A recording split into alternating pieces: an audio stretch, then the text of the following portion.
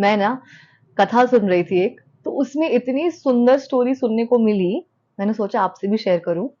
Story ऐसी थी कि भगवान सृष्टि बना रहे थे, और जब सृष्टि बना रहे थे तो उन्होंने अलग अलग टाइप के अनेक प्रकार के जीव भी बनाए।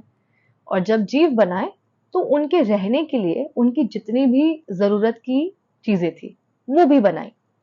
ठीक है, फिर बारी आई इंसान की। फिर आया मनुष्य।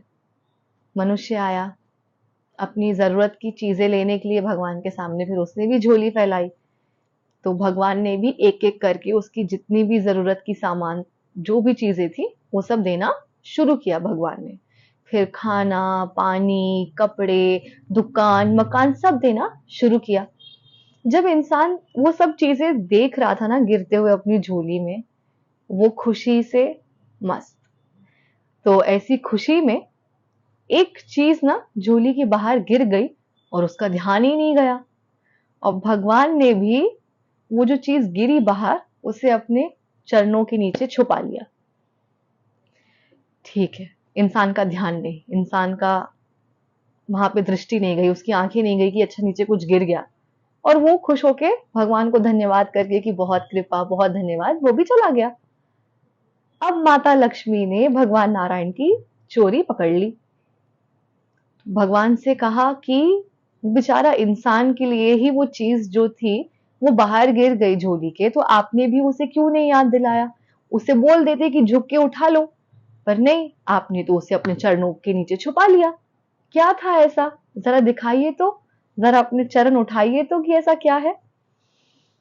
तो तब मेरे श्री हरि भगवान नारायण मुस्कुराए और उन्होंने कहा माता लक्ष्मी से कि मैंने इतनी सारी चीजें उसे दे दी, ऐसे में तो वो खुश होके मुझे भूल ही जाता और मेरे पास फिर वापस आता ही नहीं।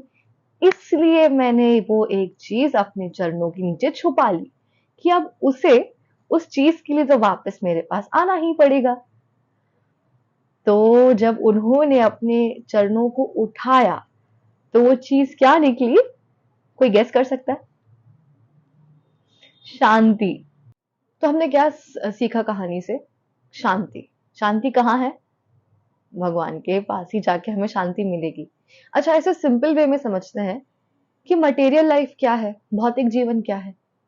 जहां पे सेंटर में, फोकस में चीजें हो, वस्तुएं हो, और उसके आजू बाजू आप घूमते हो। यही हुआ ना कि आप चीजों के आजू बाजू इर्द गिर्द घूम रहे हैं और फोकस में है वो चीजें।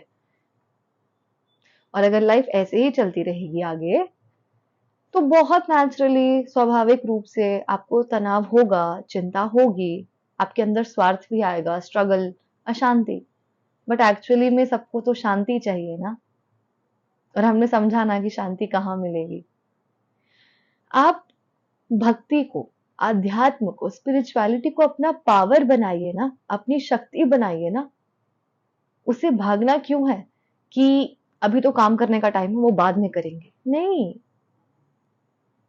जो आपकी भक्ति, आपकी शक्ति बन गई, आप बहुत इजीली पार कर जाएंगे ये लाइफ को, हंसते हंसते। और आपको आपके भगवान भी मिल जाएंगे। हरे कृष्ण।